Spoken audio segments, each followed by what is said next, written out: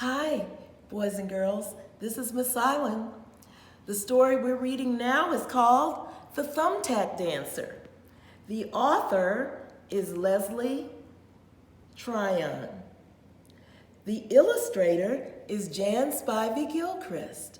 I like to talk to you about authors and illustrators because some of you may grow up to write books or illustrate books. And I'll tell you more about the illustrator and the author.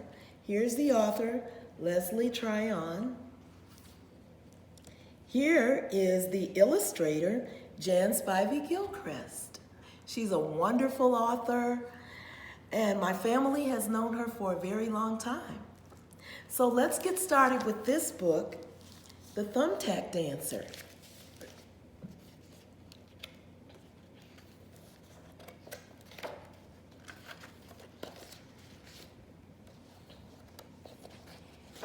Just like yesterday and the day before, Gus kicked out of bed, laced up his thumbtack sneakers, and did his teeth-brushing dance.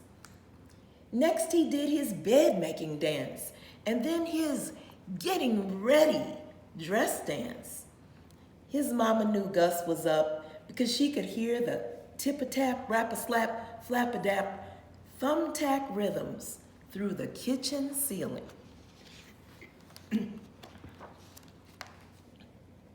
Just like yesterday and the day before, Gus went sling-ding down the hallway on his slippery thumbtacks.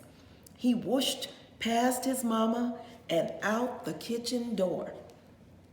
Then he flip-flapped, skip-rapped down the front steps backwards.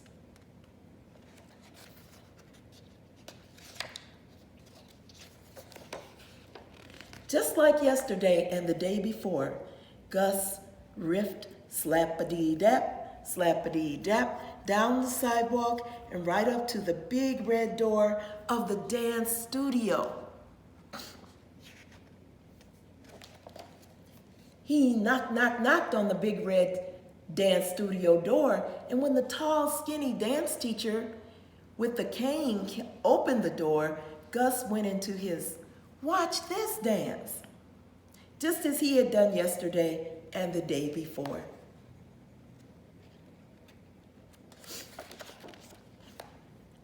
"You're just a sidewalk dancer," the annoyed dance teacher said. "I told you yesterday, and I told you the day before, thumbtacks are absolutely not allowed on these hardwood floors. You won't get through this door until you have real tap shoes."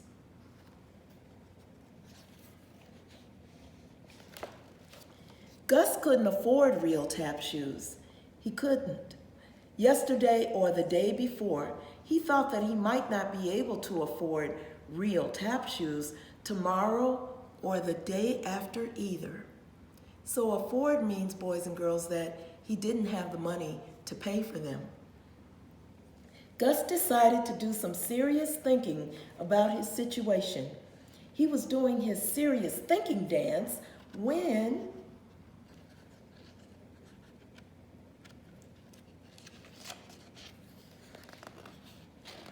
a mother pushing a stroller with a cranky crying baby inside stopped to watch him. When Gus danced around the stroller, that cranky baby giggled.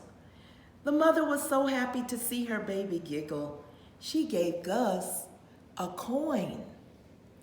Gus bowed to the mother. A bow is how dancers say, "Thank you."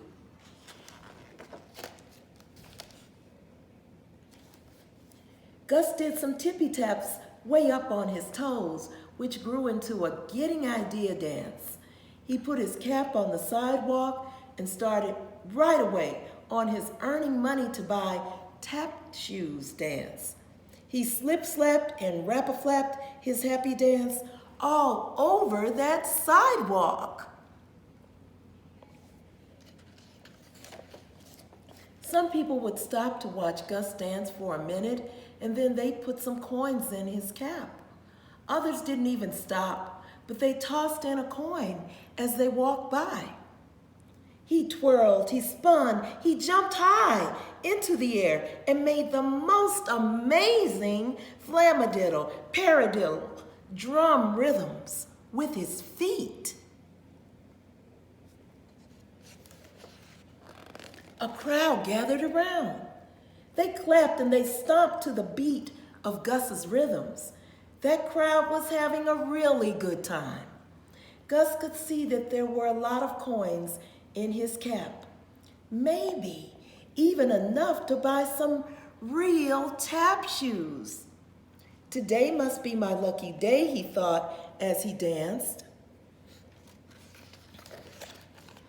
Go, Thumbtack Dancer, go, someone shouted. Will you be dancing here again tomorrow? Another asked. And the day after tomorrow? Someone else wanted to know. All that clapping and all the wonderful things the people said about him made Gus feel famous. He did a big thank you bow and held it for as long as the people kept clapping.